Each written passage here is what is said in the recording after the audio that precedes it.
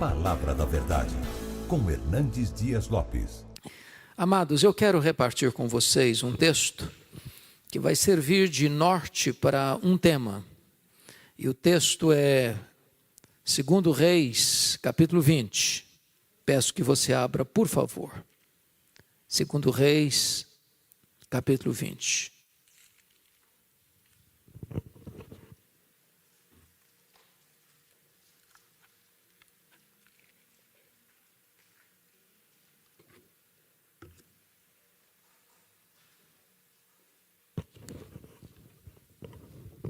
Nós vamos ler até o versículo 11. Naqueles dias, Ezequias adoeceu de uma enfermidade mortal. Veio ter com ele o profeta Isaías, filho de Amós, e lhe disse: Assim diz o Senhor, põe em ordem a tua casa, porque morrerás e não viverás. Então virou Ezequias o rosto para a parede e orou ao Senhor, dizendo: Lembra-te, Senhor, peço-te, de que andei diante de ti com fidelidade, com inteireza de coração, e fiz o que era reto aos teus olhos, e chorou muitíssimo. Antes que Isaías tivesse saído da parte central da cidade, veio a ele a palavra do Senhor, dizendo: Volta e dize a Ezequias, príncipe do meu povo: Assim diz o Senhor, o Deus de Davi teu pai: Ouvi a tua oração e vi as tuas lágrimas. Eis que eu te curarei, ao terceiro dia subirás à casa do Senhor.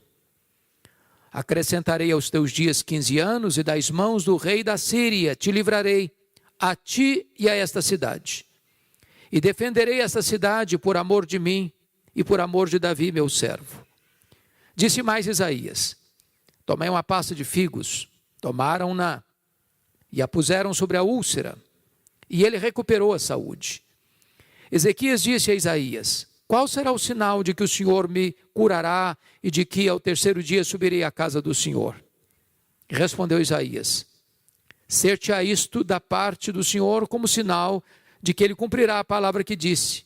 Adiantar-se-á a sombra 10 graus ou os retrocederá? Então disse Ezequias: É fácil que a sombra adiante 10 graus. Tal, porém, não suceda. Antes, retroceda 10 graus. Então o profeta Isaías clamou ao Senhor e fez retroceder 10 graus a sombra lançada pelo sol declinante no relógio de Acaz. Amém. Eu quero pensar com vocês sobre o tema investindo nas futuras gerações. Investindo nas futuras gerações.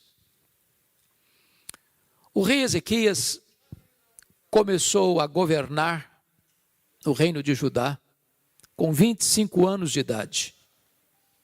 Reinou 29 anos. Morreu com 54 anos. Seu pai foi um monstro. Ele era filho de Acaz, um homem mau, um homem idólatra, um homem que chegou a sacrificar um filho aos deuses pagãos, um homem que encheu Jerusalém de ídolos, que profanou a casa de Deus, que infestou Jerusalém e o reino de Judá de ídolos, de idolatria, que fechou a casa de Deus. Um homem que fez mal à sua nação, que fez errar o seu povo. Ezequias não tinha exemplo, ele não tinha paradigma, ele não tinha modelo na família dele. Ezequias reprova a tese de John Locke, que o homem é uma folha em branco, que ele é produto do meio. Na verdade, o homem não é produto do meio, o meio é que é produto do homem.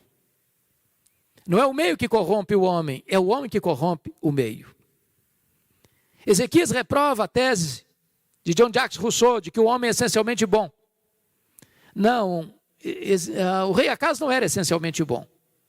Mas apesar de ter uma família completamente desajustada, apesar de ter um pai completamente mau, Ezequias opta por ser um homem diferente. E ele foi um rei piedoso. A ponto da Bíblia dizer que antes dele ninguém foi igual a ele, e depois dele ninguém foi semelhante a ele. Em outras palavras, Ezequias foi um homem singular. Um homem que limpou a casa de Deus da idolatria. Um homem que promoveu reformas importantes, restaurando o fervor espiritual da sua nação.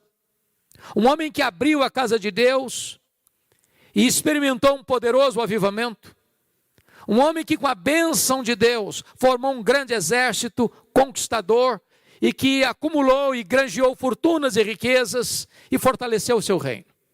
Porém, foi no seu período de governo que a Síria dominou o reino do norte e sitiou e tomou Samaria e levou as 10 tribos do norte para o cativeiro. Também foi no seu governo, 14 anos depois que ele estava reinando, no auge da sua administração, é que 2 problemas gravíssimos lhe aconteceram. Esta mesma Síria, que a essas alturas era o mais poderoso império do mundo, cercou Jerusalém com um forte grupo de soldados, pelo menos 185 mil soldados. A cidade fica sitiada, Jerusalém não tem como preparar uma resistência àquele sítio, àquele cerco tão terrível. E se não bastasse este problema de um cerco militar, de um ataque poderosíssimo, de um exército cruel e expansionista, nessa mesma data, Ezequias enfrenta um segundo problema, uma doença, uma úlcera, que a medicina da época não conseguiu contornar. E ele recebe então a visita do profeta Isaías, mandado pelo próprio Deus, com um ultimato para ele. E o ultimato era este: põe em ordem a tua casa, porque morrerás e não viverás. Aquilo não foi um conselho apenas, foi um ultimato. E o rei, com tanto poder, com tantas fortunas, não tem mais nada a não ser uma parede. E para a parede ele se volta e ora fervorosamente e chora copiosamente, e Deus responde rapidamente. O profeta não tinha saído do centro da cidade ainda, quando o próprio Deus o ordena: vai lá, volta ao rei e dize a Ezequias, príncipe do meu povo, eu ouvi a sua oração, eu vi as suas lágrimas, eu te curarei e te darei mais 15 anos, e livrarei Jerusalém do poder da Síria, e no 3º dia tu subirás à casa de Deus. Pois bem, naquela conjuntura de afronta da Síria, quando o líder dizia para ele: renda-se, porque nenhum Deus pode livrar você da minha mão. O anjo do Senhor, não foi um anjo, o anjo do Senhor. Uma expressão da segunda pessoa da Trindade pré-encarnada. Naquela noite, matou 185 mil soldados assírios. E Deus livrou Jerusalém do poder da Síria. Mas quando o profeta chega para Ezequias, para lhe dar essa informação de 2 milagres que ele contemplaria, a cura da doença e a libertação do ataque assírio, o rei pergunta ao profeta: que sinal eu tenho de que Deus vai me curar e que no 3º dia eu subirei à casa de Deus? E o profeta lhe pergunta: o que você quer? Que a sombra do relógio de Acais avance 10 graus ou retroceda 10 graus? O rei pensou: no mundo inteiro, relógio só anda para frente. Você nunca viu o relógio da marcha ré. É fácil avançar. Tal não aconteça. Se é que Deus vai fazer um milagre, eu quero maior, que retroceda 10 graus. E diz a Bíblia que Isaías ora e Deus retrocede 10 graus na sombra do relógio de Acás, para dar evidência ao rei de que Deus falara a verdade, de que promessa de Deus e realidade são a mesma coisa. Um grande milagre, um estupendo milagre, um extraordinário milagre, que reverbera para fora dos horizontes de Israel, que vai chegar lá na longínqua Babilônia, que estava se formando e ensaiando a se tornar o mais poderoso império do mundo. Pois bem, o que aconteceu depois disto? Vejamos. A Bíblia diz que o rei da Babilônia, ao saber deste estupendo milagre, forma uma comitiva diplomática, compra presentes, escreve cartas e envia essa comitiva diplomática para se alegrar com o rei Ezequias, congratular-se com ele.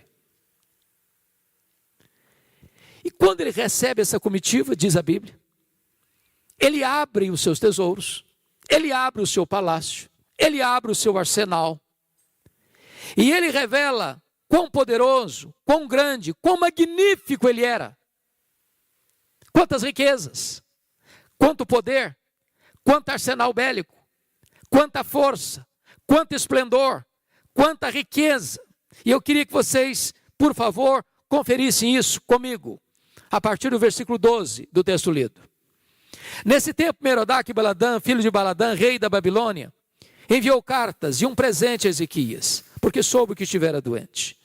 Ezequias se agradou dos mensageiros e lhes mostrou toda a casa de seu tesouro, a prata, o ouro, as especiarias, os óleos finos, o seu arsenal e tudo quanto se achava nos seus tesouros. Nenhuma coisa houve, nem em sua casa, nem em todo o seu domínio, que Ezequias não lhes mostrasse.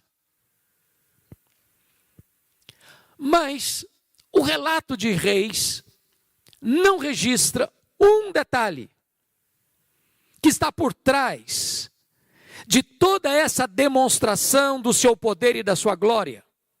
E eu gostaria que vocês fossem comigo para o segundo livro das Crônicas 32, depois retornaremos para esse texto, porque lá tem uma informação muito importante. Segundo livro das Crônicas 32, por gentileza, a partir do verso 24. Naqueles dias, adoeceu Ezequias mortalmente. Então orou o Senhor, que lhe falou e lhe deu um sinal. Mas não correspondeu Ezequias aos benefícios que lhe foram feitos, pois o seu coração se exaltou, pelo que houve ira contra ele e contra Judá e Jerusalém.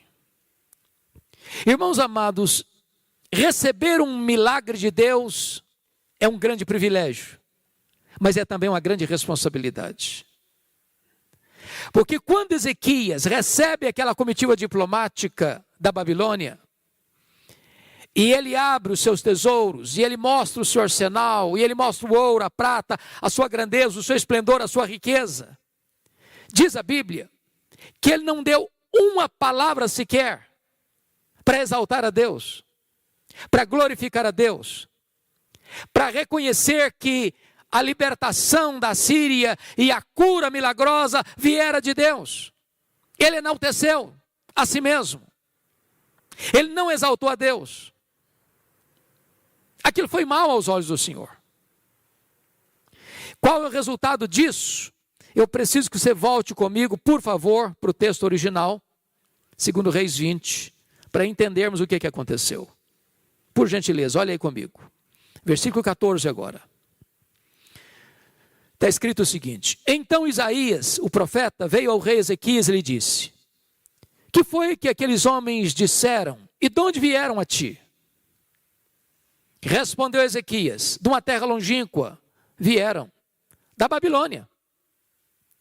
Perguntou ele: que viram em tua casa?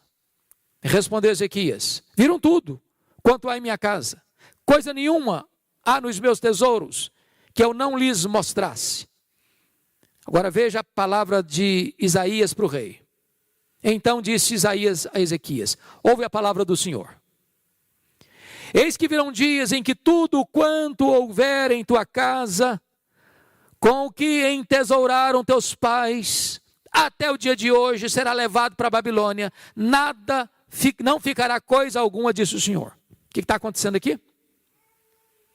O profeta Isaías vai dizer para o rei o seguinte: olha, esse reino, diante do qual você abriu sua casa, seus tesouros, mostrou seu arsenal, vai se tornar um grande reino.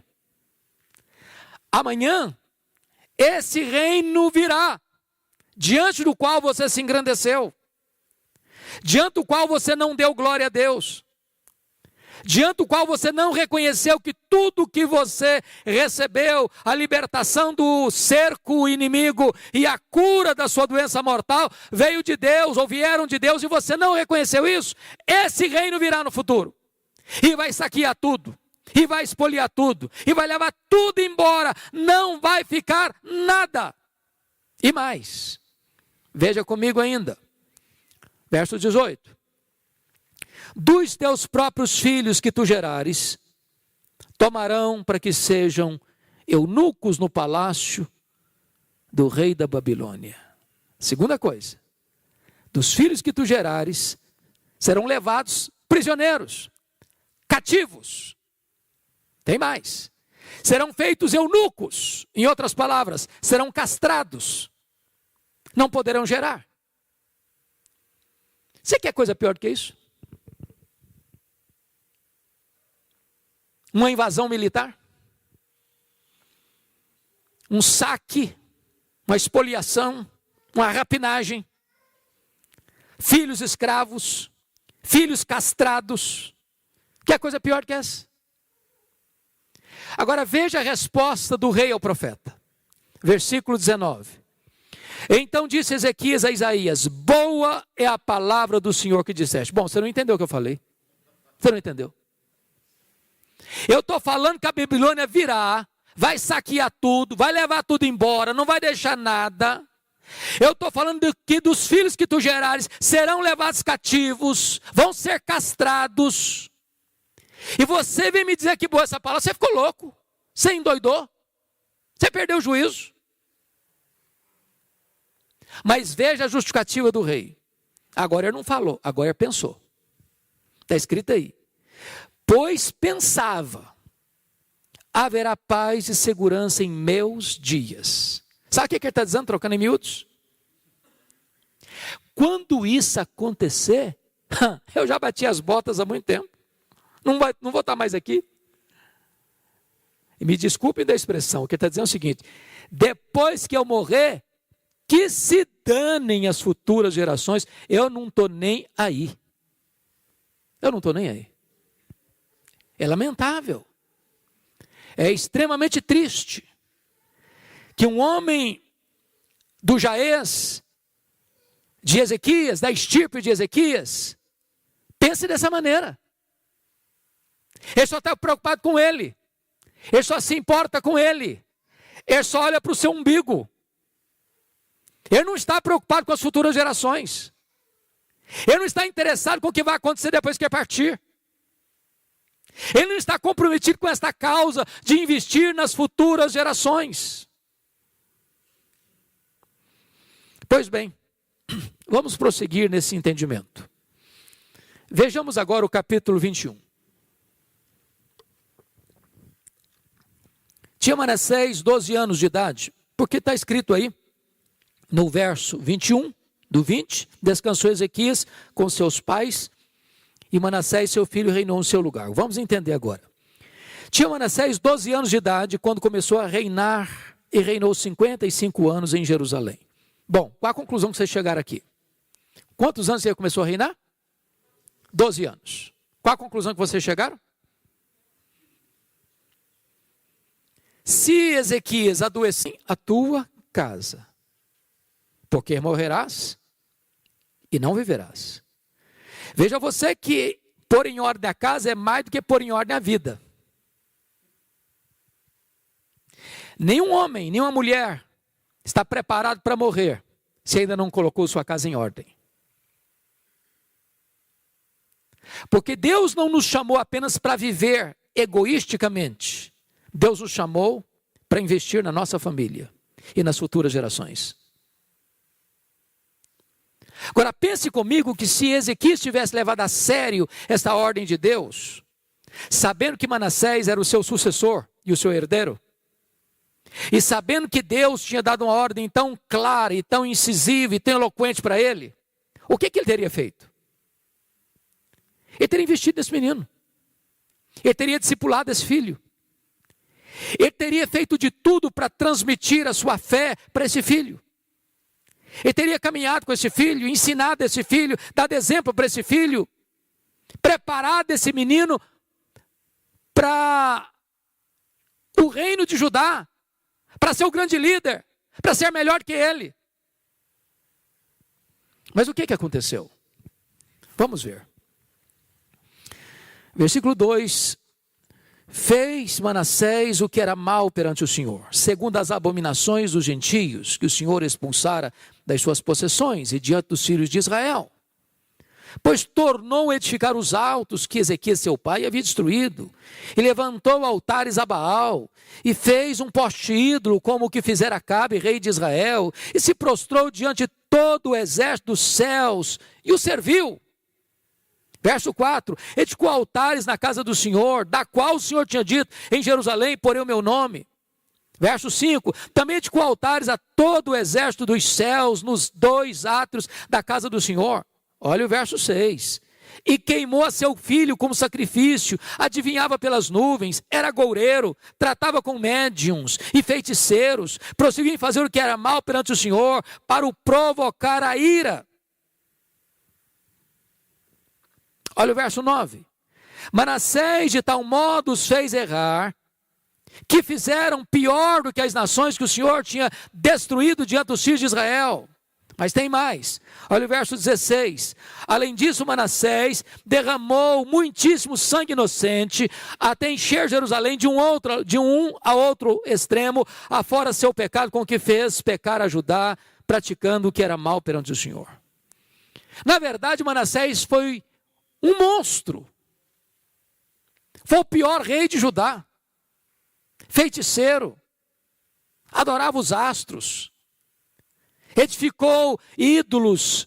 Levantou ídolos dentro da casa de Deus. Era goureiro. Adivinhava pelas nuvens. O cara era a pior estirpe de gente que podia existir. Era um demônio em pele humana. Parece-nos que ele tinha birra com o pai. Tudo que o pai fez, ele desfez. Tudo que o pai era, ele queria ser o contrário. O que está por trás disso aqui? O que está por trás disso aqui, meus irmãos, é que Ezequias, como dissera, pelo menos eu terei paz nos meus dias, aquilo não foi só um pensamento, aquilo foi uma filosofia de vida. De fato, ele não investiu nem no seu filho, quanto mais nas futuras gerações. Talvez para ele significava demais seu filho ser seu herdeiro e ser o próximo rei de Judá. Era tudo para ele. Poder, riqueza, fama, glória humana. Mas ele não moveu uma palha para transmitir a fé, para levar aquele menino a uma experiência com Deus, para ensinar aquele menino os preceitos de Deus, para que ele temesse a Deus e pudesse influenciar as futuras gerações. Há um texto na Bíblia que me choca profundamente. Eu queria que você lesse comigo. Porque esta profecia de Isaías se cumpriu. Essa Babilônia se tornou um grande império. Prevaleceu sobre o Império Assírio. Dominou o mundo. E houve um dia em que esse império, chamado Império Babilônico, foi para Jerusalém. Cercou Jerusalém. E invadiu Jerusalém. E destruiu Jerusalém. E queimou o templo que Salomão construiu. E passou o fio da espada, homens, mulheres, pisando crianças, forçando jovens. E Jeremias, que foi testemunho ocular dessa tragédia, Chegou a dizer que mais felizes foram os que morreram à espada do que os que morreram de fome dentro dos muros de Jerusalém. Agora vejam comigo o relato que Jeremias vai fazer dessa invasão da Babilônia em Jerusalém, em cumprimento à profecia de Isaías ao rei Ezequias. Abra aí comigo Jeremias capítulo 15. Jeremias 15, versos de 1 a 4.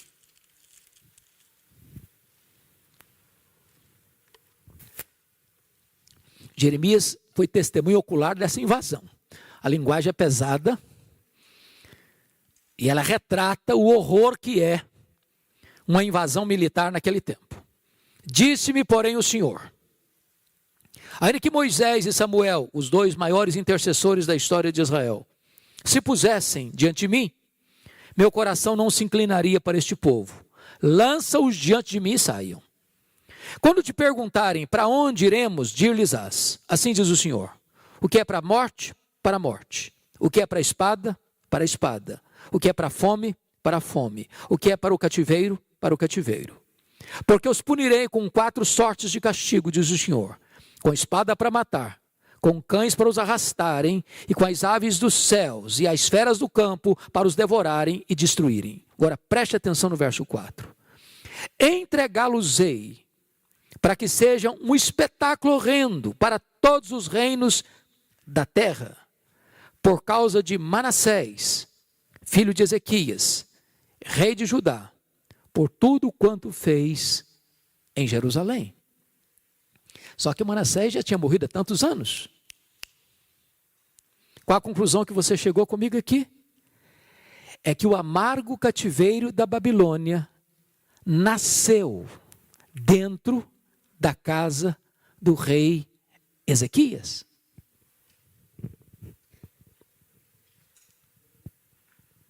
Porque Ezequias não levou a sério uma ordem de Deus, ponha em ordem a tua casa. Um monstro o sucede no trono, seu filho, seu herdeiro. E esse monstro chamado Manassés foi tão cruel, foi tão mau, foi tão perverso, foi tão idólatra, que o cativeiro babilônico ou a destruição de Jerusalém vem como consequência de seus pecados. Irmãos amados, nós não somos neutros, nós estamos hoje fazendo uma semeadura para o futuro. Nós precisamos desesperadamente investir nos nossos filhos, nos nossos netos e nas futuras gerações. Não basta você ser uma pessoa piedosa, você precisa passar o bastão da fé para os seus filhos, para os seus netos, para as futuras gerações.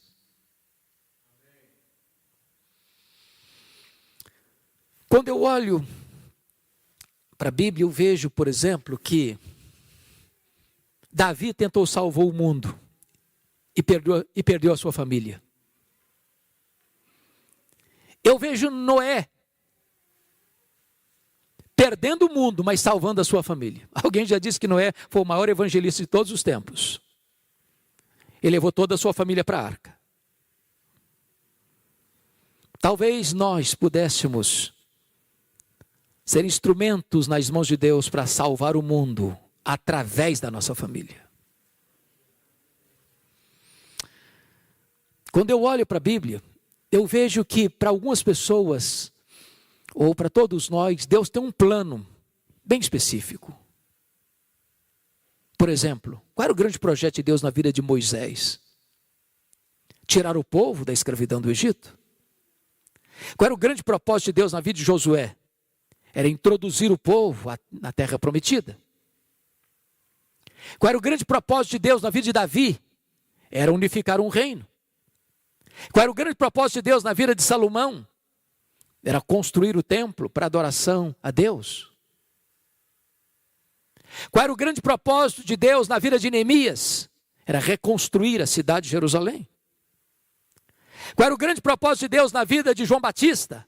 Era preparar o caminho do Senhor para que ele se manifestasse. Qual era o grande propósito de Deus na vida de Pedro? é que ele abrisse a porta do evangelho para judeus e gentios. Qual era o grande propósito de Deus na vida de Paulo? É que ele levasse o evangelho para longe, para os gentios, para as mais longínquas províncias do Império Romano. Talvez você pergunte, mas qual o propósito de Deus para aquele que nós chamamos de o pai dos crentes? O pai da fé, Abraão. Eu queria que você lesse isso comigo. Olha lá comigo em Gênesis, por favor. Capítulo 18. Isso é magnífico. Gênesis capítulo 18.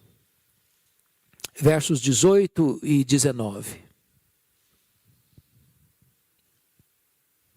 Visto que Abraão certamente virá a ser uma grande e poderosa nação, e nele serão benditas todas as nações da terra, porque eu o escolhi para que ordene a seus filhos e a sua casa depois dele, a fim de que guardem os caminhos do Senhor e pratiquem a justiça e o juízo, para que o Senhor faça vir sobre Abraão o que tem falado a seu respeito. Preste atenção nesse detalhe aqui. Eu o escolhi para quê? Olha o propósito. Para quê? Para que o quê? Para que ordene a seus filhos e a sua casa depois dele. Com que finalidade? A fim de que guarde o caminho do Senhor e pratique a justiça e o juízo. Em outras palavras, Deus escolheu Abraão para isso. Para que ele influenciasse os seus filhos, a sua descendência, as futuras gerações. Mas pense comigo só uma coisa aqui. Quando Isaac, o filho da promessa, nasceu, quantos anos tinha Abraão? Quantos? 100 anos. Com que idade Isaac casou? 40 anos. Então quantos anos tem Abraão? 140. A mulher do Isaac, a Rebeca, era estéril. Quantos anos ele orou por ela para que ela fosse curada e concebesse? Quantos? 20 anos. Então, quando o Isaac e a Rebeca receberam 2 bebês em casa, o Esaú e o Jacó, quantos anos tinha Isaac? 60 anos. Quantos anos tem Abraão? 160 anos. Com que idade Abraão morreu? 175. Então, quantos anos Abraão teve para conviver com os netos? 15 anos. Só 15 anos. Como é que você entende isso?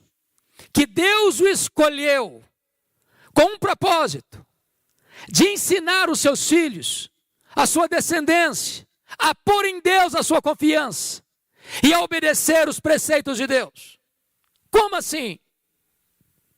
Se ele só pôde conviver com os netos 15 anos, os netos bebês e ele já no auge da sua velhice. Talvez nós pudéssemos entender um texto das Escrituras que está em Hebreus, capítulo 11, versículo 13. Eu acho isso incrível. Porque veja você comigo lá, Hebreus 11, 13. Está escrito o seguinte: todos estes, está falando da família patriarcal, todos estes morreram na fé, sem ter obtido as promessas, vendo-as, porém, de longe, e saudando-as, e confessando que eram estrangeiros e peregrinos sobre a terra. É como se eu visse, pastor Juarez, o Abraão na ponta dos pés, olhando para frente, olhando para o futuro, olhando para as nações, olhando para a igreja, olhando para os descendentes, porque todo aquele que crê em Abraão é filho de Abraão, porque os verdadeiros filhos de Abraão não são os que têm o sangue de Abraão correndo em suas veias, mas são os que têm a fé de Abraão habitando em seu coração, e ele estiver saudando a promessa, eu quero que o meu filho, que aquele que lá em Curitiba, exatamente no mês de maio de 2021, ponha em Deus a sua confiança. Ele é meu filho, ela é minha filha, ponha em Deus a confiança, ponha em Deus a confiança, ponha em Deus a confiança. Este homem está comprometido com as futuras gerações. Bendito seja o Senhor. Amados irmãos, eu fico olhando para a Bíblia e tentando encontrar exemplos que nos inspire nesse particular. E eu gostaria de pensar com vocês num homem que eu admiro tanto. Um homem que teve 3 funções importantes de liderança em Israel, que foi Samuel. Ele foi juiz, ele foi profeta, ele foi sacerdote. Um homem que foi consagrado a Deus desde o ventre. Um homem que começa cedo e termina com as suas cãs, com uma vida irrepreensível. E eu fico impressionado e gostaria que você fosse comigo para esse texto, 1 Samuel capítulo 12, porque está aqui para mim um dos testemunhos mais belos da Bíblia, de um homem que está encerrando a carreira, jubilando no ministério, diríamos nós, fechando as cortinas das suas ações e dando um testemunho à nação. Então veja comigo, por favor, 1 Samuel 12.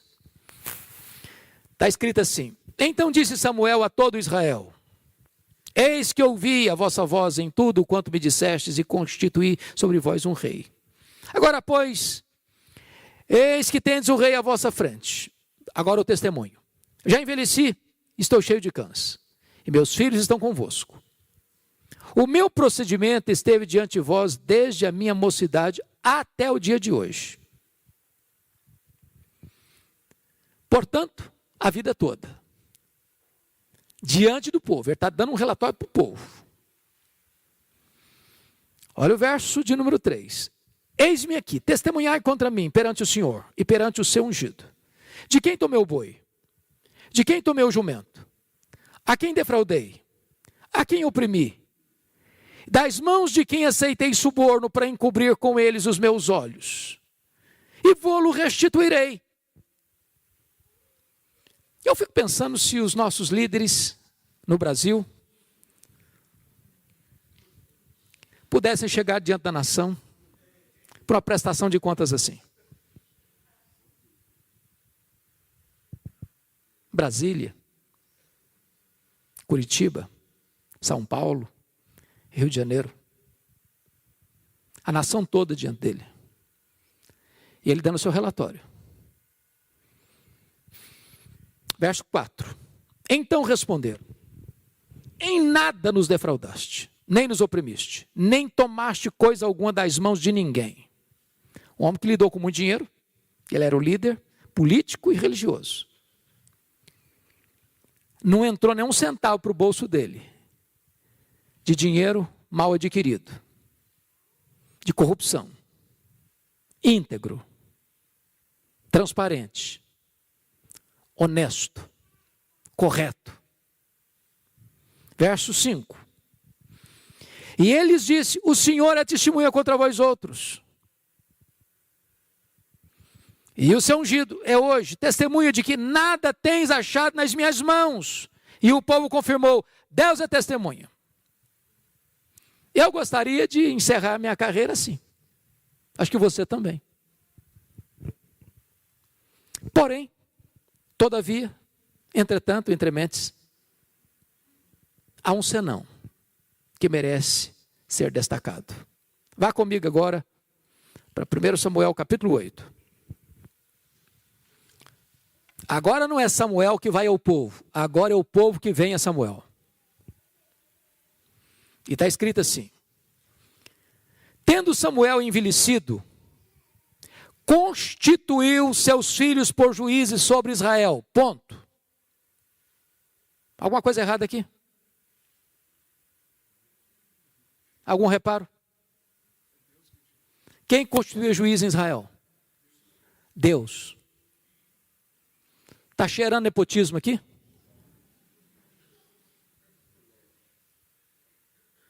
Samuel constitui seus filhos. E via de regra era um juiz. Ele constitui seus filhos. Juízes. Não era competência dele. Percebem vocês que é mais fácil um homem ter sucesso fora de casa do que em casa. É mais fácil construir grande sucesso fora dos portões do que dentro de casa.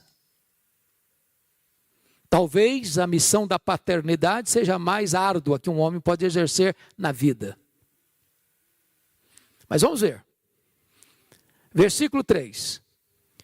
Porém seus filhos não andaram pelos caminhos dele, antes se inclinaram à avareza e aceitaram subornos e perverteram o direito. Qual a conclusão que vocês estão chegando comigo aqui?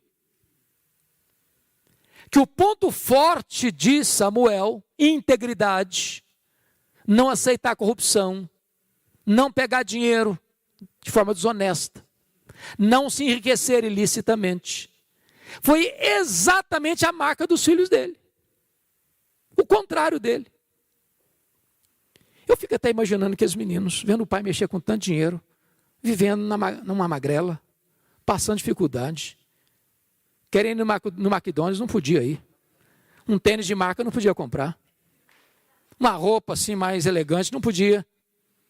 Pai mexendo com dinheiro demais, mas nada entrava no cofre da família. E os meninos pensando, o dia que a gente assumir esse negócio com a gente vai ser diferente. O que acontece? Veja comigo, por favor. Versículo de número 4. Então os anciãos todos de Israel se congregaram e vieram a Samuel a Ramá. Veja você que não foram alguns dos anciãos, nem a maioria dos anciãos, mas quantos anciãos? Todos.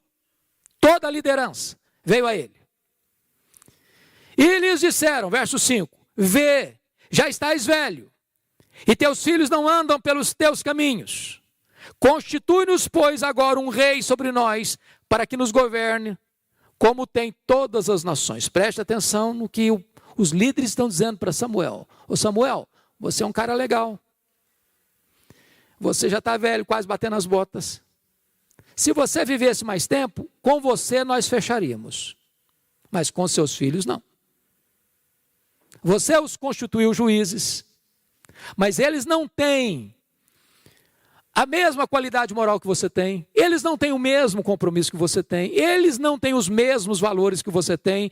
Então, sob a liderança dos seus filhos, nós não queremos ficar. Então, antes de bater as botas, antes de morrer, faça-nos um favor, constitui-nos um rei, porque na liderança dos seus meninos nós não queremos ficar. Conclusão que vocês chegaram comigo? Assim como o cativeiro da Babilônia nasceu dentro da casa do rei Ezequias, a monarquia em Israel, rejeitando o governo teocrático, o governo de Deus, nasceu dentro da casa de Samuel.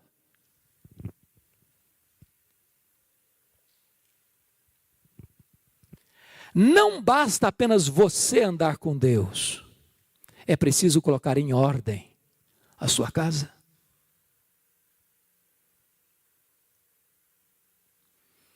A nossa geração dá muito valor a coisas, e nós estamos cada dia mais fascinados com coisas, e nós acumulamos coisas, e nós ajuntamos muitas coisas, e nosso coração vai ficando cada vez mais vazio. Queremos as melhores escolas para os nossos filhos, as melhores universidades para os nossos filhos, os melhores programas acadêmicos para os nossos filhos, queremos que eles passem nas melhores universidades, nós queremos que eles façam os melhores cursos de pós-graduação, mestrado, doutorado, nós queremos que eles galguem os empregos mais altos nas empresas mais famosas do mundo, e nada disso é errado e tudo isso é bom. Mas muitas vezes nós estamos negligenciando aquilo que é mais importante, passar para os nossos filhos o bastão do Evangelho, o compromisso com a verdade, inspirando-os pelo nosso exemplo a conhecerem a Deus e a amarem a Deus.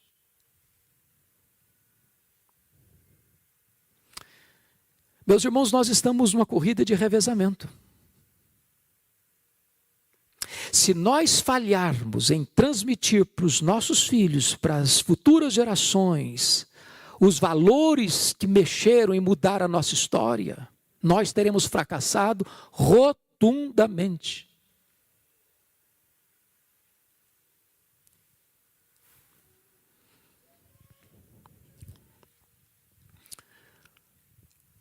Nós estamos comemorando Pouco mais de 500 anos de reforma. Que bênção. Porém, quando você vai para a Europa, parece-me que a Europa não tem tanto a celebrar.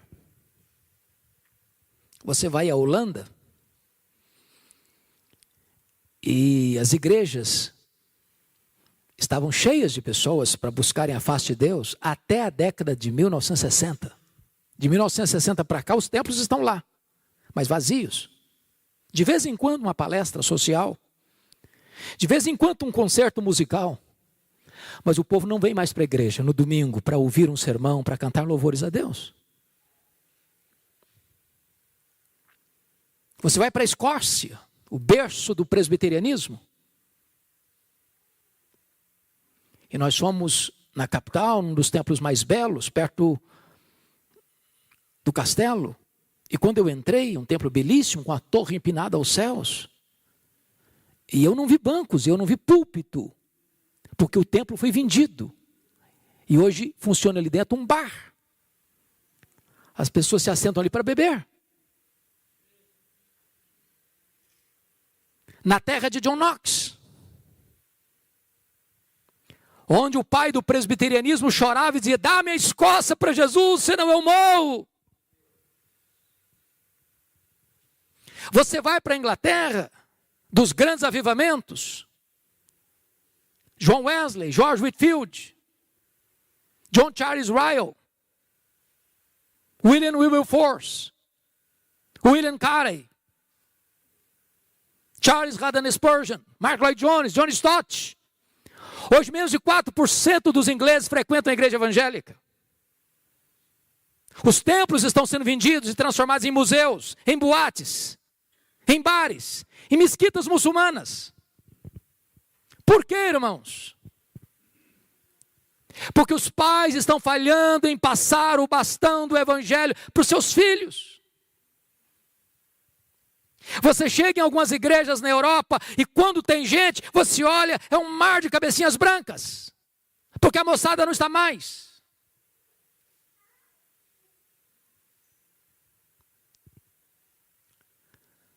No ano que nós comemoramos os 15 anos da Reforma, eu estava lá em Genebra. Fomos num culto num domingo, na igreja onde João Calvino pregava. Tinha até um grupinho razoável. Mas eu olhei. Acho que a idade mínima era de 60 anos. Cadê a juventude?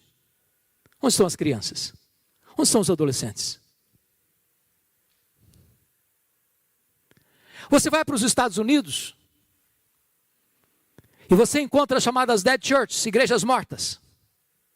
As denominações históricas, todas, perdendo membros, ano após ano, ano após ano. Os seminários que formaram teólogos, pastores, missionários, tomados de assalto pelo liberalismo, ensinam ceticismo. São promotores da morte. Preguei recentemente numa conferência em Nova York, e depois da conferência eu fui pregar numa igreja da Assembleia de Deus, a 30 minutos de onde eu estava hospedado no hotel. O pastor me pegou, me levou à igreja e ele passou comigo e me mostrou 11 templos vazios que estavam sendo vendidos, porque não tinha mais gente para frequentar. Qual o problema, irmãos?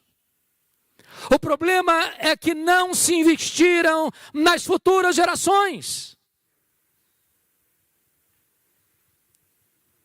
E quando você olha para o Brasil, você tem alguns segmentos, você tem algumas denominações aqui no Brasil que já se renderam. Hoje o pastor Juarez estava me dizendo a bênção que ainda temos como igreja presbiteriana de ter 10 seminários, pastor? 10 seminários teológicos, com a graça de Deus, ensinando a palavra de Deus com fidelidade. Louvado seja o Senhor. Mas há denominações cujos seminários não creem mais que este livro é a palavra de Deus, aqui no Brasil. Há poucos dias, pastor Juarez, um pastor me telefonou com lágrimas nos olhos, chorando, soluçando ao telefone, disse: pastor Hernandes, a nossa denominação não batizou um crente por igreja por ano, em média.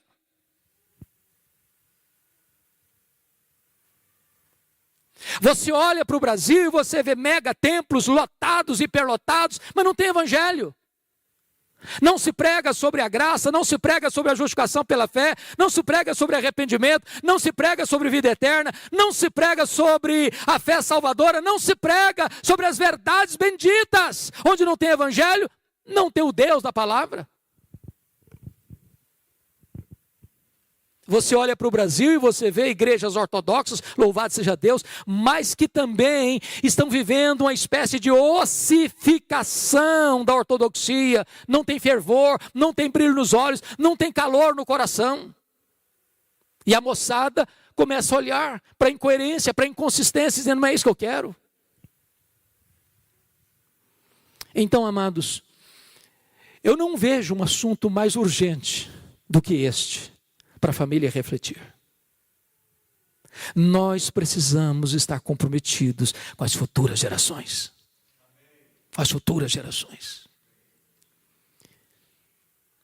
Quando eu vejo a Bíblia, eu noto que aquela geração que saiu do Egito morreu no deserto.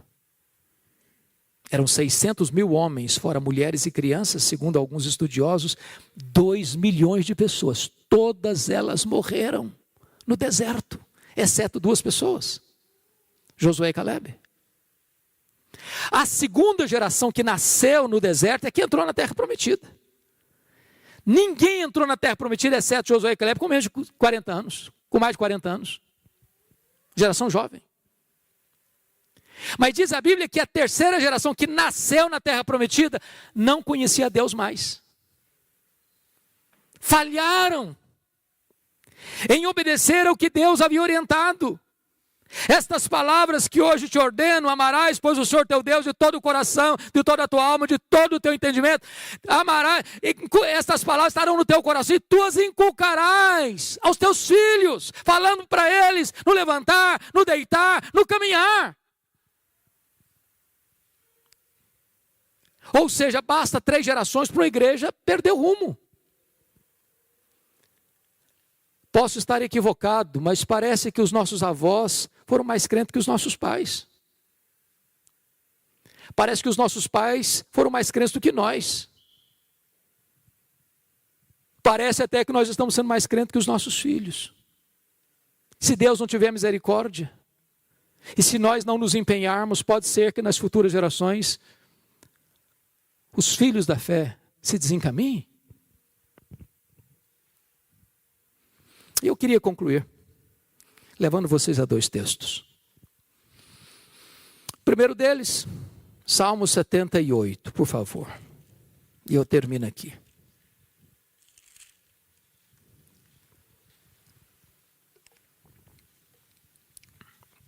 A partir do verso 3, está escrito o seguinte: o que ouvimos e aprendemos, o que nos contaram nossos pais. Que privilégio, irmãos. Você ser um filho e uma filha que escutou dos seus pais o evangelho. Deixa eu fazer uma perguntinha diagnóstica aqui. Quem aqui nasceu num lar evangélico? Por favor, levante a mão. Bendito seja Deus, vocês são muito privilegiados. Eu também tive esse privilégio. Você ouviu. Deram a você não só uma mamadeira, mas deram a você o leite da piedade desde a sua infância. Agora, privilégio implica em compromisso, em promessa. Olha o verso 4. O que nos contaram nossos pais, não encobriremos a seus filhos, contaremos à vindoura geração os louvores do Senhor e o seu poder e as maravilhas que fez. Não retenha este evangelho só para você. Fale para os seus filhos, fale para as futuras gerações, conte para eles o que Deus fez na sua vida, os milagres de Deus, a providência de Deus, como Deus escuta a oração, como Deus é fiel, como Deus é bom, como Deus livrou você de apertos. Conta para os seus filhos. Que os heróis da fé sejam os heróis dos nossos filhos e não os heróis da televisão, não os heróis dos artistas, não os heróis de jogador de futebol. Que os heróis de Deus sejam os heróis dos nossos netos. Conta para eles. Com que propósito? Olha comigo o verso 5 a 7. Ele estabeleceu um testemunho em Jacó, instituiu uma lei em Israel. E ordenou a nossos pais que o transmitisse a seus filhos, não é petição, não é sugestão, é ordem. A fim de que a nova geração os conhecesse. Filhos que ainda hão de nascer, se levantassem e por sua vez os referissem aos seus descendentes, para que pusessem em Deus a sua confiança e não se esquecesse dos feitos de Deus, mas liam ou observasse os mandamentos. Louvado seja o Senhor.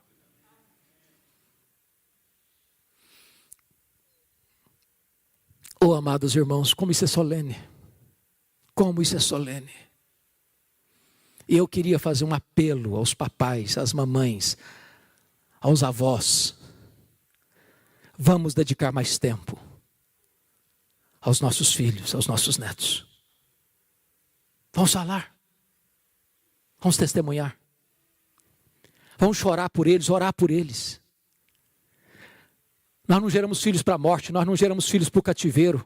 Nossos filhos são herança de Deus, nossos filhos são filhos da promessa. Não vamos desistir deles, não vamos abrir mão de vê-los salvos, de vê-los cheios do Espírito Santo, para que a geração de amanhã, a igreja de amanhã, seja mais viva, mais operosa, mais cheia do Espírito Santo que a igreja de hoje. Mas eu quero concluir com o testemunho do apóstolo Pedro. Eu fico impressionado, queridos irmãos, que Pedro foi um camarada que teve a sua morte profetizada. Não é simples esse negócio não, né? Porque Pedro um dia disse para Jesus assim: Senhor, por ti darei minha vida. Aí ele negou Jesus. Aí Jesus vai restaurar o Pedro e restaura. Aí Jesus diz assim para Pedro: Pedro, você lembra aquele dia que você falou que daria a sua vida por mim? Lembro sim, Senhor. Pois é, Pedrão, você vai dar a sua vida por mim. Vai ser agora não, quando você ficar velho. E eu vou até lhe dizer, você vai ser crucificado. Você vai estender as mãos, vão cingir você.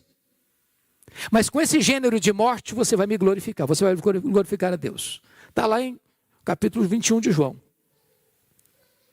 Versículos 18 e 19. Está escrito assim: em verdade te digo que quando eras mais moço, te cingias a ti mesmo e andavas por onde querias. Quando porém fores velho, estenderás as mãos e outro te cingirá e te levará para onde não queres. E a explicação é dada no verso 19. Disse isto para significar com que gênero de morte Pedro havia de glorificar a Deus. Depois de assim falar, acrescentou-lhe: segue-me. Eu não sei quanto a vocês, mas se eu soubesse que tipo de morte eu ia ter, ainda mais uma morte dolorosa como crucificação, ia ser um negócio complicado, não. Você estava deitado lá, tirou na soneca e vinha aqui pensando: olha, você vai morrer e vai ser crucificado. Eu pregava um sermão abençoado, Deus convertia as pessoas e vinha aquele negócio na cabeça: você vai morrer e vai ser crucificado. Ia tirar férias para a beira da praia, naquela gostosa região praiana. Está lá tomando um sol na praia e vinha aquele negócio na cabeça: você vai morrer e vai ser crucificado. Já pensou? Se fosse hoje, o cara tinha que ir para o psicólogo. Tinha problema. Esse tempo chegou. E Pedro vai dar o testemunho de como ele enfrentou esse momento. Está escrito. Quer ver isso? Está lá na segunda carta dele, capítulo 1. E eu termino aqui. Segunda carta de Pedro, capítulo 1. Versículo 14 e 15. Isso é impressionante. Olha o que ele disse: certo de que estou prestes a deixar o meu tabernáculo. Está usando a mesma palavra que Paulo. Já estou sendo oferecido por libação. O tempo da minha partida é chegado. Certo de que estou prestes a deixar o meu tabernáculo, estou prestes a morrer, como efetivamente nosso Senhor Jesus Cristo me revelou, ou seja, a morte dele foi revelada, foi profecia de Jesus. Mas de minha parte, esforçar-me-ei, de que maneira? Diligentemente, por fazer que a todo tempo, mesmo depois da minha partida, ou seja, mesmo depois da minha morte, conserveis lembrança de tudo. Sabe o que está dizendo? Eu vou morrer. Mas o que eu preguei não vai morrer. Os homens podem matar o pregador, mas nunca podem matar a pregação. Os homens podem algemar o pregador, mas os homens não podem algemar a palavra de Deus. Ele está dizendo, eu vou morrer, mas o que eu ensinei para vocês vai ecoar, e vai ecoar, e vai ecoar, e vai alcançar as futuras gerações. E depois de 20 séculos, aqui no templo da Igreja Presbiteriana de Curitiba, nós ainda somos influenciados pelas palavras de Pedro. Elas reverberam até hoje ao nosso coração. Dizem os historiadores que quando ele foi preso no período da perseguição final de Nero, porque Nero cometeu suicídio em 68 e possivelmente ele e Paulo tenham sido mortos no ano 67. E Paulo não foi crucificado porque era cidadão romano. Então, mesmo tendo pena de morte, morreu degolado. Mas Pedro era um cidadão comum e foi crucificado. E diz os estudiosos que quando ele foi crucificado, ele disse para os seus executores, crucifiquem-me, crucifiquem-me, mas eu não sou digno de morrer como morreu o meu Senhor, crucifiquem-me de cabeça para baixo. E com esse gênero de morte, ele glorificou a Deus. Mas antes de morrer, ele declarou, eu estou comprometido com as futuras gerações. O que eu ensinei vai continuar reverberando no coração e na mente das pessoas, século após século. Irmãos, esse assunto mexe com vocês? Encontra ressonância no coração de vocês?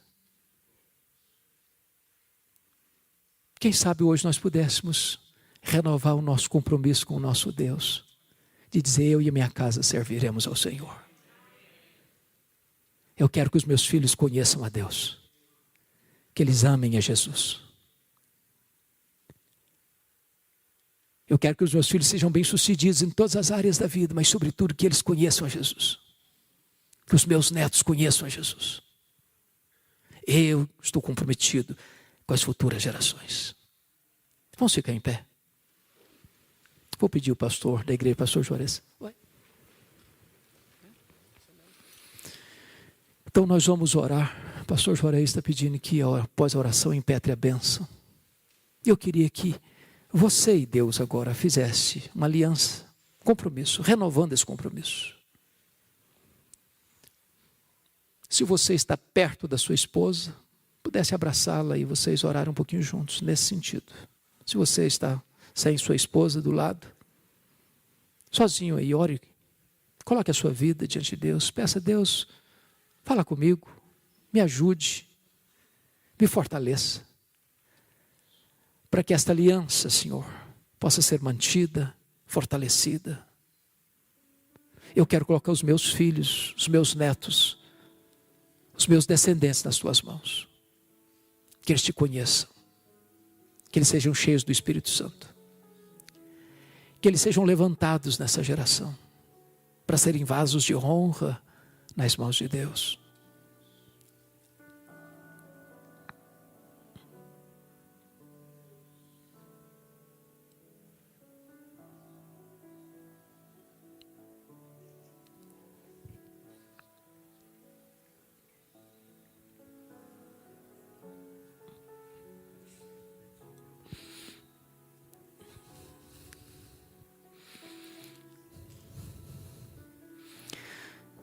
Ó Deus querido,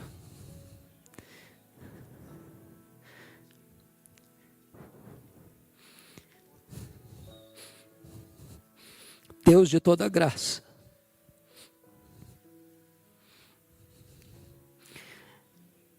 por amor do teu nome, volta o teu rosto para nós. Aqui está o teu povo, Senhor. As ovelhas do teu pastoreio, a quem tu amas. Como nós precisamos, Deus, de um tempo de restauração. Restauração na nossa vida, restauração no nosso casamento, restauração na nossa família, restauração dos nossos filhos, dos nossos netos. Meu Deus, fortaleça a família. Aqueles filhos que já estão firmes na fé, preserva-os. Aqueles que estão claudicantes, meu Deus, fortaleça-os. Aqueles que se desviaram da igreja e se afastaram do redil, como pródigos, traze-os de volta, Senhor. Meu Deus, como nós poderíamos entrar na arca, sabendo que um filho nosso ficou fora dela? Como nós poderíamos entrar naquela casa, naquela noite fatídica, sabendo que um primogênito nosso estava fora do alcance do sangue do Cordeiro? Ah, meu Deus, salva os nossos filhos, alcance-os com a tua graça. Não permita que nós descansemos até ver os nossos filhos alcançados pela tua graça salvadora. Ajuda-nos, Senhor. Ajuda-nos. Fortaleça a nossa fé. Dá-nos a bênção de olhar como Abraão para as futuras gerações. E rogar que elas ponham no Senhor a sua confiança. Ah, meu Deus, nos ajude a ver tempos novos de refrigério da tua parte, de um sopro do teu Espírito, sobre a tua casa, sobre a tua igreja, sobre as famílias, tempo de salvação, tempo de restauração, tempo de cura, tempo de volta para ti, tempo de quebrantamento na tua presença, tempo de renovo da tua parte, Senhor. Colocamos a nossa vida nas tuas mãos, a nossa casa nas tuas mãos, os nossos filhos, os nossos netos, os nossos descendentes nas tuas mãos, para que eles sejam levantados como colunas do teu santuário, para serem homens e mulheres cheios do Espírito Santo, para o louvor da tua glória, em nome de Jesus, aleluia, amém. Que a graça do Senhor Jesus Cristo, que o amor de Deus, o nosso Pai, e que a comunhão do Espírito Santo sejam sobre vós e sobre todo o povo de Deus, agora e sempre. Amém.